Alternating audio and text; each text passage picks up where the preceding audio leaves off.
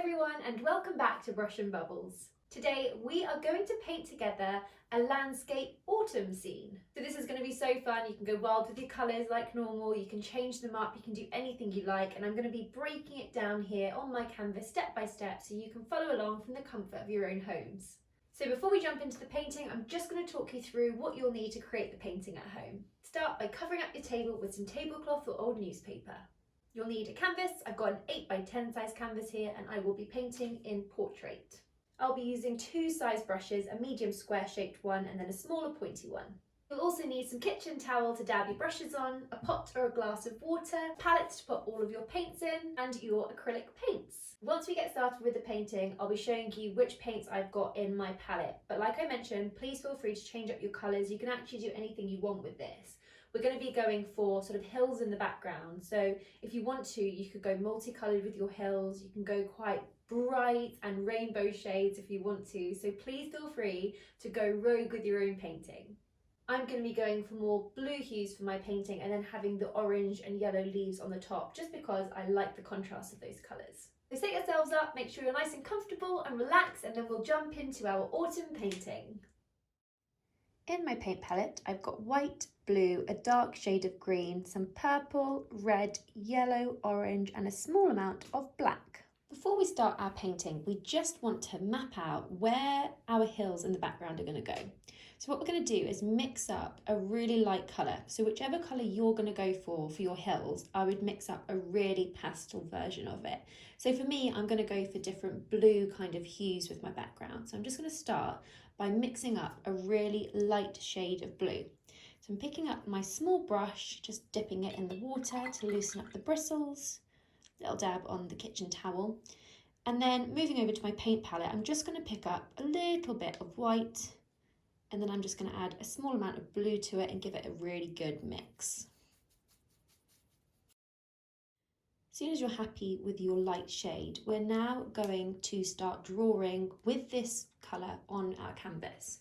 So you just want to leave enough gap at the top section of the canvas for your sky, and then our hills are going to be sort of more towards the lower part of the canvas. So I'm just going to start by finding roughly where the middle is, and then I'm just going to bring it up slightly. And this is where I'm going to start my first hills. So the great thing about this is you can be really free with your brush. You don't have to be straight. So just a nice sort of wobbly hill-like line. And if you want to go more mountain style, you can give it more of a point if you want to as well. I then suggest just wrapping this line around either side of your canvas. And this is just a nice technique just to start doing right from the beginning, because whatever we do on the front, we want to wrap around the sides and the top and the bottom. As soon as you're happy with your first line, we're now just going to do exactly the same and add a few more hills or mountains going down to the bottom of our canvas. So it's up to you how many you want to do. I think I'm going to add in another 2. So the same kind of formula, just starting from one side, and you can just do a wobbly line going all the way across. And then my last line at the very base of the canvas is actually where the earth is going to be. So it's just sort of ½ an inch from the base of the canvas. So the great thing about this is we don't have to worry about these lines too much. If you're not liking the shape, once we go to fill them in, you can actually change them up slightly. So I wouldn't overthink this bit at all. We're going to focus now on the sky section of our painting. So for mine, I'm going to go for a light kind of blue sky, but you can choose any colour that you want. And I'm just going to switch over to my medium brush. So again, just dipping it in the water to loosen the bristles, little dab on the kitchen towel. I'm just going to mix up my light blue shade just where I had this colour to start with. I just want to mix up a little bit more. So I'm just picking up some white paint, and then I'm adding a little bit of blue. But the trick with this is I don't want to overly mix it. I quite like when there are a few streaks in the painting for when we're doing the sky. So I'm going to leave it like that, which I think looks quite cool. And then going in with my paintbrush, I'm just going to start swooping this across the canvas from side to side, just filling up this whole top section with this shade. And I'm going to bring it all the way down to meet this top line.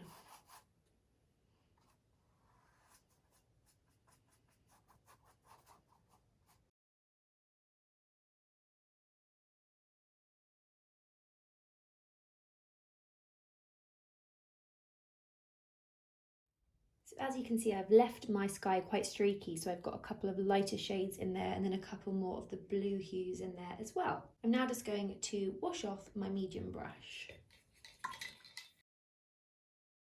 When you're ready, we're going to move on to creating the colour for our top hill or mountain, which is going to be the lightest shade just because it's the furthest away. So we want it to be a shade or two darker than our sky, and it depends what colours you're doing with your mountains and your hills, but because I'm keeping with that blue kind of theme, I just want to make sure that the blue I'm mixing up next is going to be a tiny bit darker. So I'm still going to use the same dish in my palette, and using my medium brush, I'm just going to start with some white as my base. And I'm just going to add some blue to it and give it a good mix. I just want to make sure it's a darker shade than my sky.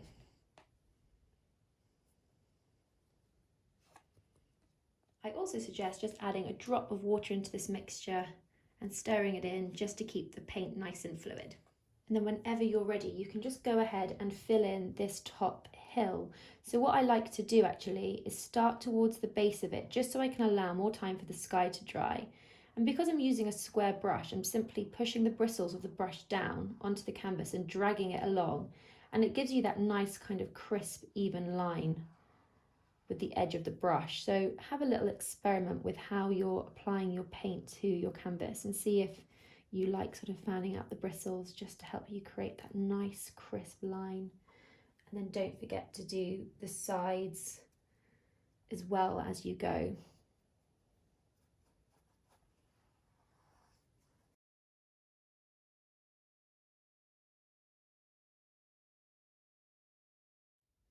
The fun bit about painting these kind of scenes is that actually you can be quite thick with your paint if you want to be. So you could actually experiment with just dabbing some of the paint on there just to create a little bit of texture if you want to. But if you like that kind of smooth look, then just work the paint into the canvas rather than dabbing it on.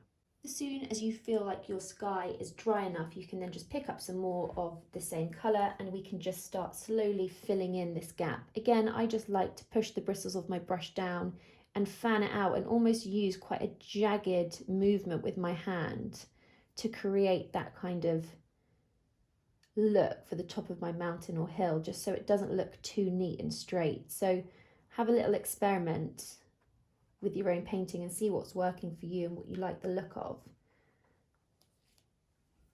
I would just say we just want to make sure that we're almost overlapping the sky slightly because we don't want to see any of this white gap. We want this hill and mountain to look like it's coming up in front of the sky and that the sky is going down behind it.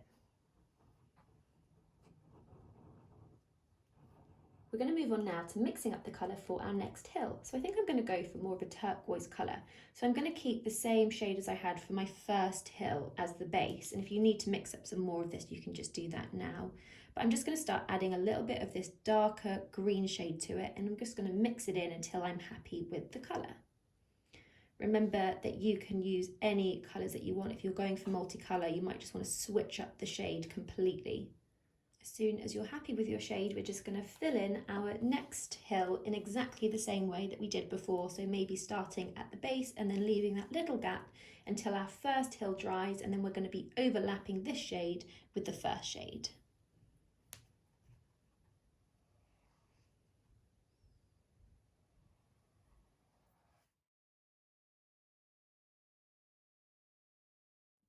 As soon as you're happy, we're just going to give our medium brush a good wash.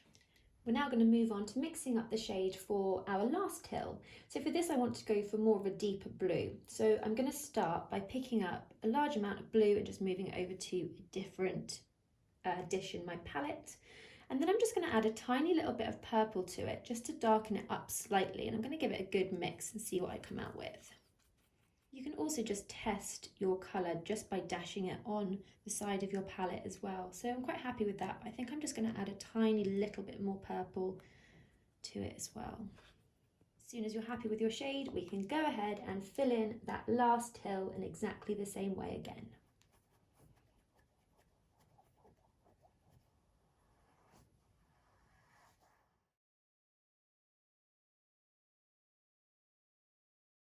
We're now going to have about a 5-minute break just to let the whole background dry before we move on to the ground and our trees and our leaves. During the break, I would just give your two brushes a good wash. We can now move on to mixing up the colour for our ground and for our trees, which is essentially going to be a dark shade of brown.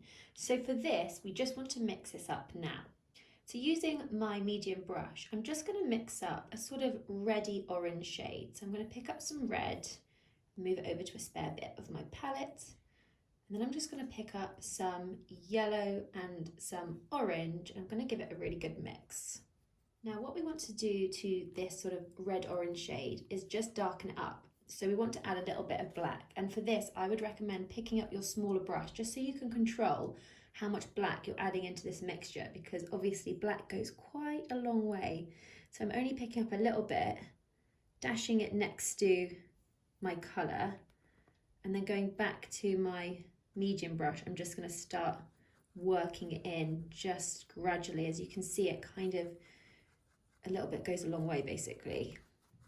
So just carry on adding that black into your mixture until you're happy with the shade of your brown. I've gone for a really dark shade of brown. So once you're happy with your colour, what I would do is just pick up a really small amount of white. Now we don't necessarily want the white to lighten up this too much, but what white paint does is it makes the paint more opaque, so less see-through.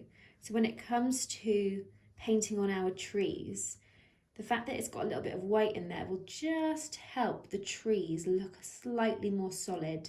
So I would just add maybe 2 little scoops of white with your smaller brush, really mix it in, and if you feel like it's lightened it too much, just add a little bit more black back in there.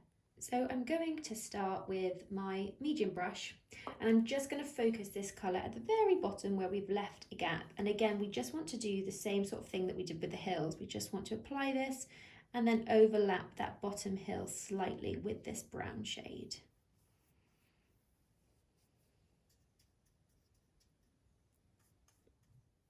Moving over to our small brush again, what we want to do now is start drawing in our 2 trees. So one of them is going to come out from this side of the canvas and the other one on this side of the canvas.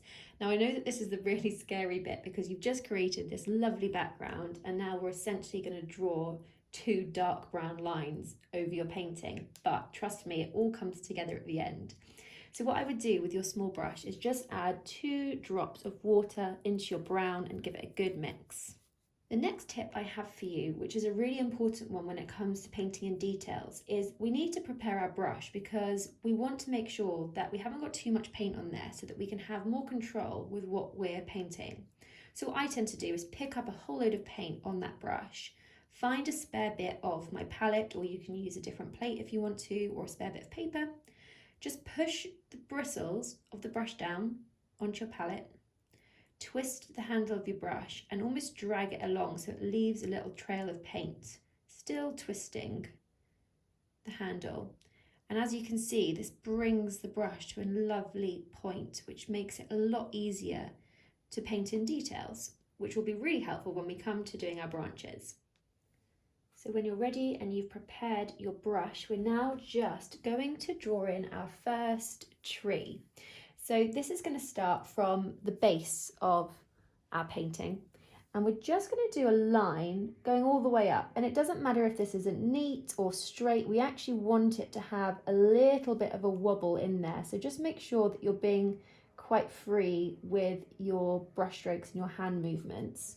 I'm just picking up more paint as I go, just drawing that line just by pushing down the bristles of my brush, and I'm going to bring it all the way to the top of the canvas and almost wrap it around the top as well.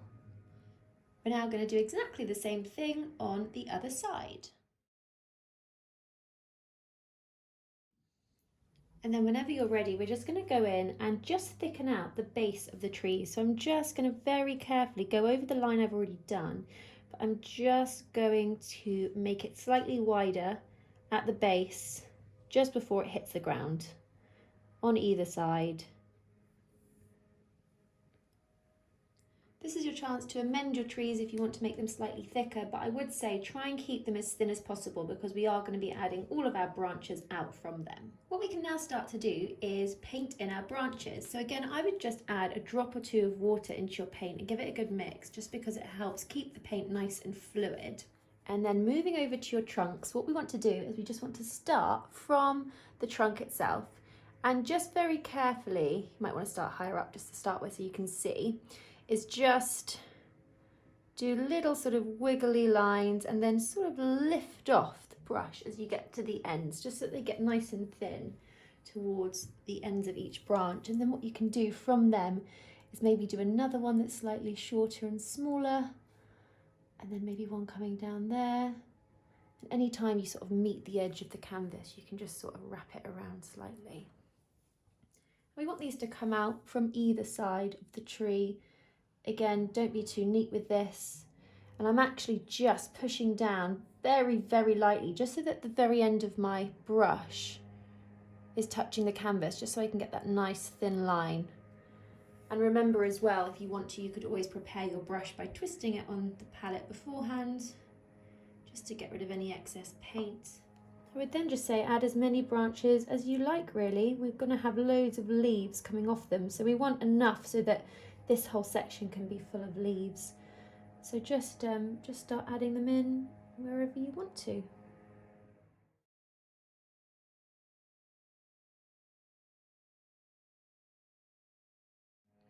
Soon as you're happy with that side, we can now move over and do exactly the same thing on the other side.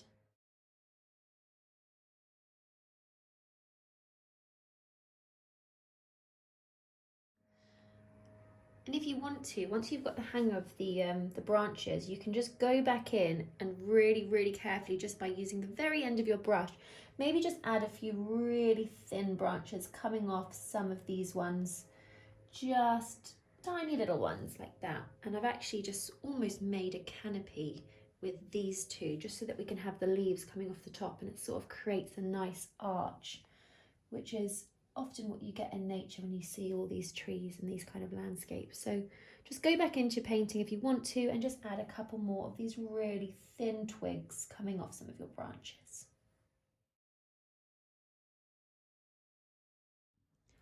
We're now going to just let this dry nicely before we move on to doing our leaves. So just give your brushes a good wash before we move on to the next bit. As soon as the branches for your trees are nice and dry, we're now going to move on to the fun bit, because we're now just going to add all of our autumnal leaves to our trees. So picking up your smaller paintbrush, all we're going to do is do a little dance between our red, yellow and orange paint. And essentially, the great thing about this is we always just want to use the bristles of the brush to help us create little leaf-like shapes on our trees. And we're just going to start building them up and up and up. So to start with, I would just pick up your first shade. So I've just got some red here, and I'll just show you on my palette. If you just push the bristles of the brush down, almost like blobbing them, it sort of creates this nice leaf shape. And then what we can do is go ahead and pick up some yellow and do the same. It's quite nice when the paint mixes, we can almost overlap them, and then we can do the same with some orange as well. So we're just going to do a little dance between these colours, just popping on a few leaves all over the branches. So when we're doing this, we want to make sure that we're actually overlapping some of the branches as well, because they wouldn't just sit at the very, very tip of the twigs and the branches, they would sit all over them. So I would start just by getting a feel for it. And what I quite like to do is to leave a little gap. It's quite stylized, but it's quite nice in a way once it all comes together, that you've got a few that just sort of look like they're sitting almost in midair, but it works quite nicely. So you can start adding little leaves to all of the ends of your twigs and your branches. They can go up in different directions, but then you also might want to sort of dot some going down the twig or the branch, a bit like that. You might also want some sort of overlapping them as well, just really building up the area. And what I tend to do is sort of focus on an area of the tree with one colour. And then if you want to, you can then sort of switch it up and pick up a different colour while you're still working in the same area. So for example, you might just want to dash off that red and then pick up some yellow and then add a few sort of yellow leaves amongst the red. And it just slowly starts to create our nice autumn leaf painting. The nice thing about this as well is if you want to lighten up your leaf colour by adding some white, you could always pick up a little bit of white, add some of the yellow to it, and then go back in there with a sort of more pastel shade of yellow. You can even overlap the ones that you've just done. It's really just an experiment with your paints and your brush stroke. So just have a little experiment. If you want to test it on a little bit of paper beforehand, do so. But just allow yourself to get lost in this, because it's actually extremely therapeutic, and all we're really doing is dabbing the paintbrush onto the canvas, just like that.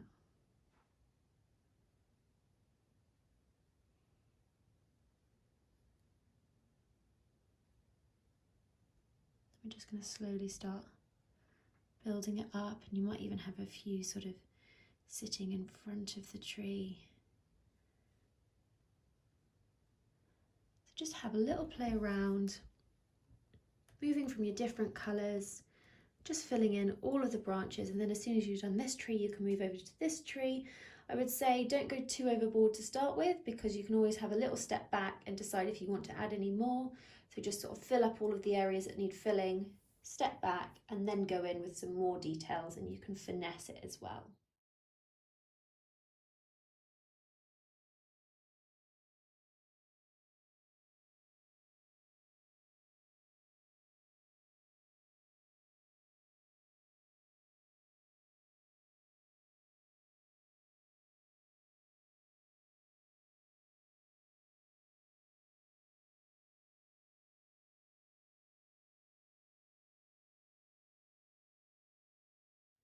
Once you've filled in your trees, what we can now do before we go back in and maybe add a few more details and a few extra leaves in there as well if we want to, we just want to add a few of the fallen leaves on the ground here. So it's just essentially going to be the same technique as we've been using with our small brush, just dabbing the paint in.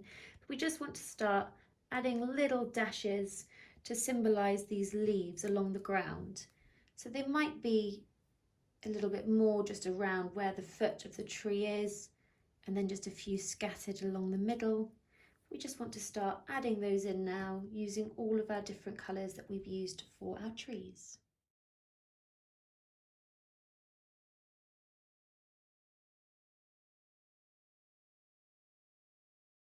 What you might like to do now, just to add a tiny little bit more detail into your leaves, is just with your small brush, just pick up a tiny little bit of white paint. You can dash off any of the excess. And then on a couple of my leaves, I just like to do a tiny little, almost like a fleck within them, just to add like a tiny bit of depth and a bit of highlight as well, especially for some of the ones that maybe are blending in a little bit more with your background. So you can just add a tiny little dash almost just into some of these leaves.